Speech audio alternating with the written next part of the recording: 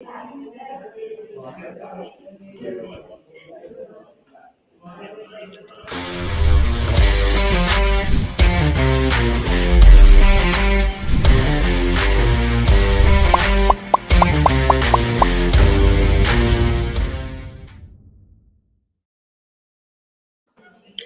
that was a brilliant show by Rohit Sharma. Rather, we call it a super hit man Sharma show because we all wanted it to end in India's way, but it couldn't. He tried doing it, but he couldn't. That was the last ball when he has to hit 1-6, but he couldn't because he was injured. And we all know that we enjoyed him, but some of them don't even want the result. Like whatever the result it is, we all are happy the way Rohit Sharma has already played. But I have with me Pratik to discuss about whatever has happened in Bangladesh versus India's second ODI. Though we have lost it by 5 runs, but Pratik, do you mind losing this match, or you really wanted to win this despite watching what Rohit has done already? Um, Gotta be honest with you. Being an Indian fan, I would have liked to see the match end in India's way. Also, the fact that this was a must-win game in the series. To answer your question about Rohit Sharma and the game overall, I think this was a game that had everything. We saw some good bowling, and then Bangladesh came back, put a respectable total, and the same happened to India. India lost wickets in regular intervals, and all of a sudden, we see the Indian captain come out unexpectedly and actually almost snatch victory from the jaws of defeat for India, something that Bangladesh did in the first match. Unfortunately, it was just not meant to be for India and Rohit Sharma on the day. But hats off to Rohit Sharma. That was quite commendable, quite ridiculous because not being able to even stay on the field and later to come and do what he did, I think it was quite something. Right, and that was a selfless act from Rohit Sharma as he came to bat. Even then, that's a bilateral series, but though he came to bat at number 8, I guess, and then he was injured. Like he was heavy, he was having heavy bandages on his left thumb, and then he came with a bandage, and then he tried scoring. He scored a one half century as well. We all know the way he has played. He has played some really good shots, but I think that one over which Siraj took, it was really difficult for him to get some space to win it for India, but he somehow took it to the last ball. This is like something where every Indian was just sitting and just thinking maybe Rohit Sharma can win it for us. He tried doing it, but he couldn't. As we can see, Rohit Sharma has scored half century, 51 runs he has scored. He has gone not out in 28 balls. We'll discuss about more, but let's take a look at the match summary of this particular match because this match has been some that has some great numbers, and definitely we'll love to see what actually happened in this match.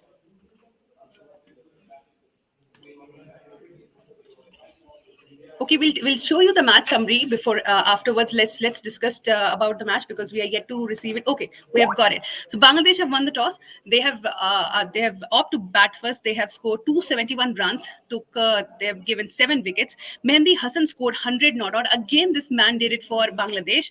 And Mehmedullah scored 77 runs. Washington Sundar took 3 wickets. Umran Malik 2 wickets. Afterwards, we can see India came to chase. Rohit Sharma was not there in the opening. Virat Kohli and Shikhar Dhawan started off the match.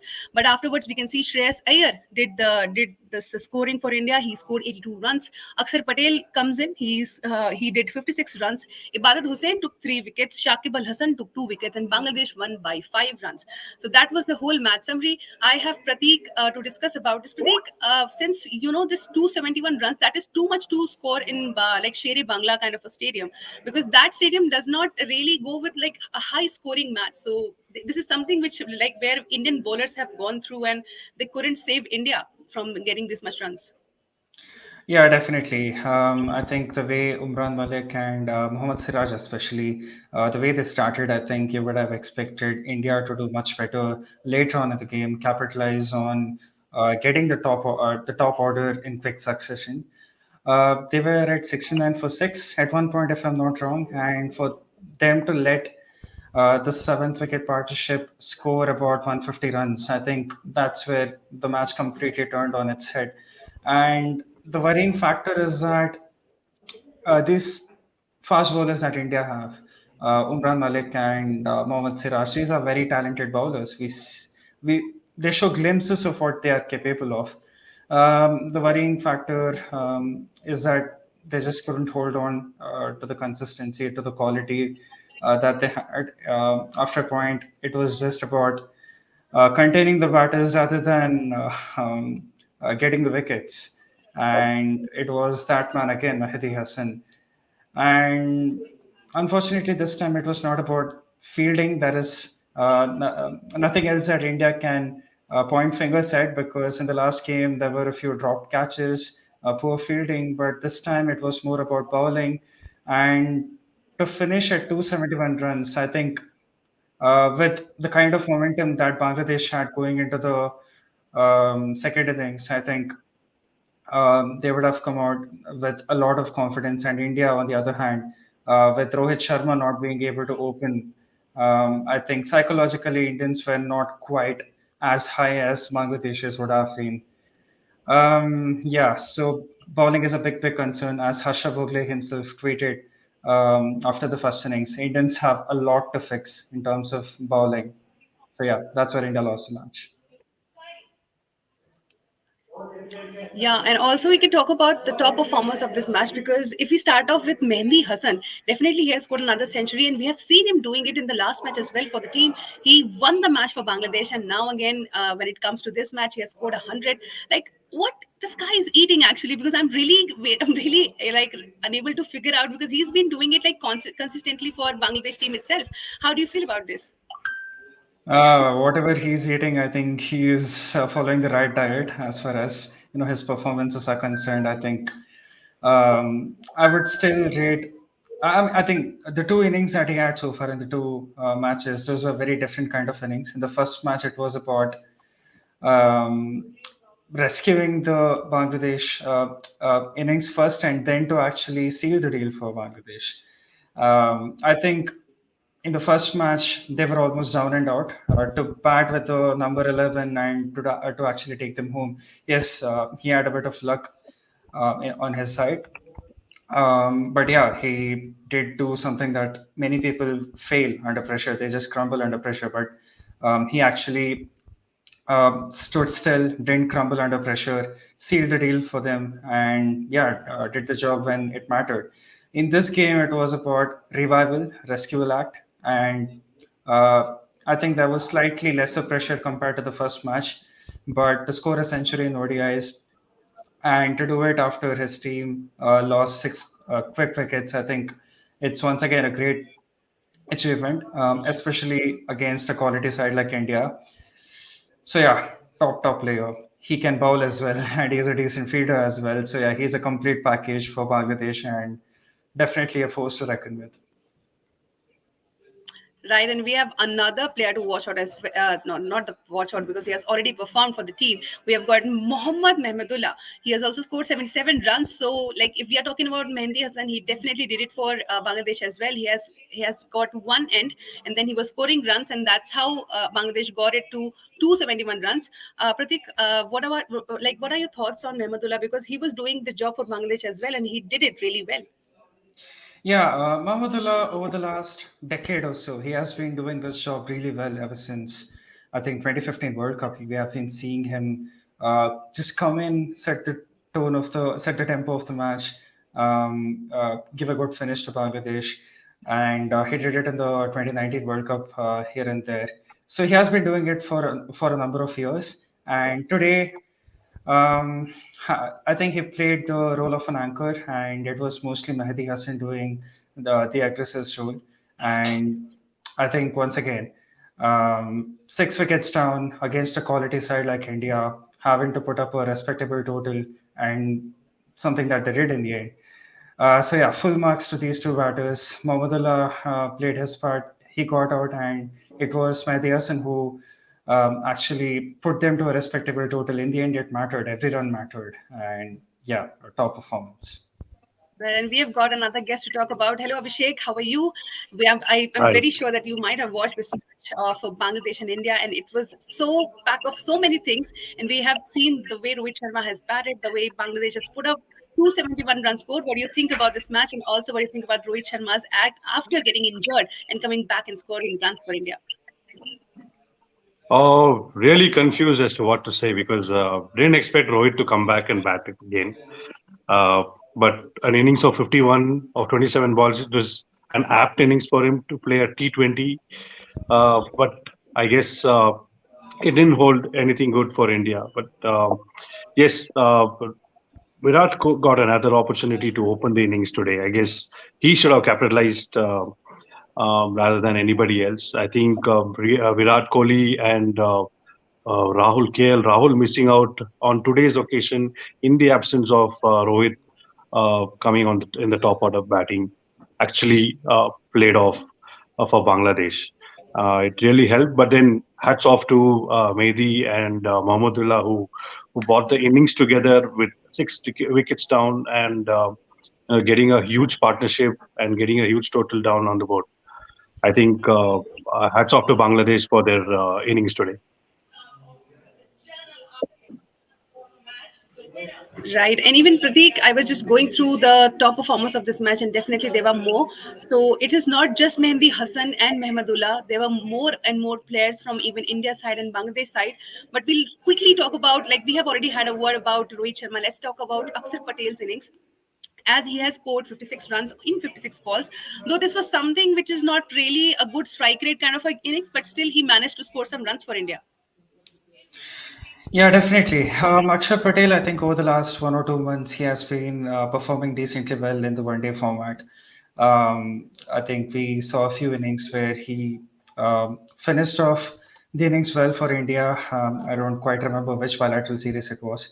But yeah, today, this is something that we have seen over the last 2 months. And today it was about just hanging in there, staying till the end, just get India as close as they can, just try to come close to the 50th over. Unfortunately, he couldn't. Yeah, he got cramped for room, and in the end, he just uh, put straight one into the fielder's throat. Um, yeah, I think it was the kind of role that you would have expected from him at that point. Just to hang in there, just play, just take one ball at a time. And yeah, what could have been for Akshar Patel didn't quite end that way. Yeah, but then again, it's on some other day. What puzzled me the most was that if Rohit Sharma could have batted the way he did in the end, he could have come slightly earlier, in my opinion. And yeah, in the end, it was just one of those days when nothing worked for India. Nothing worked out for India in the first match as well. So yeah, it's all lost now for India in the series. Right, and even in if we talk about the bowlers as well, Abhishek, I'll quickly take your word on Umran Malik and Washington Sundar. So we have seen Umran Malik; he has been doing the job for India and also for the IPL team. Now he is back in this ODI because Kuldeep Sen was not available, and so we take Umran Malik over there. He took 2 wickets, and so how much you are impressed with him? I guess he was very impressive to start off with. Uh, but if you see in the end, it all matters on the experience. I guess he needs more match practice. If you actually see the kind of opportunities that he's got, it's not the entire series that he's ever played or he's got an opportunity completely. But here, I guess that's what played off. He really started off really well. All he needed was a good support for him to bowl really, exceed in whatever he did. But unfortunately, I guess he didn't have enough support, and you can't put a lot of pressure on a new player who's actually trying to perform and be part of the team. So I guess, but hats off to him. He really bowled well. I guess he troubled the Bangladesh batsmen, especially the top order batsmen and an all-rounder such as Shakib could not actually face off. We saw a lot of balls hitting on his head, and I guess he was out of confidence playing Umran Malik today. And but yes, that's exactly what happened towards the end. And now he will have to come back and start off again because he's got hit, really bad towards the end of the innings.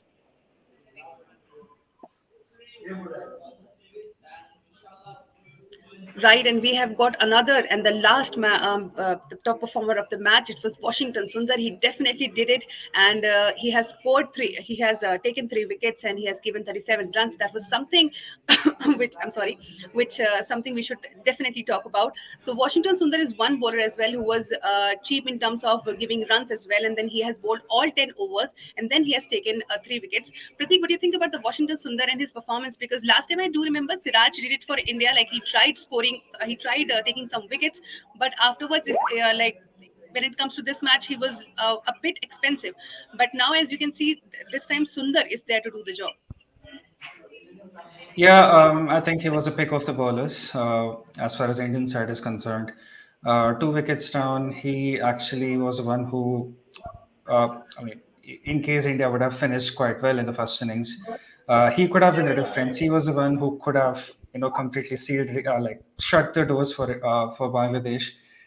2 down, and then he takes 3 more wickets, puts Bangladesh on the back foot, and also contains the batters.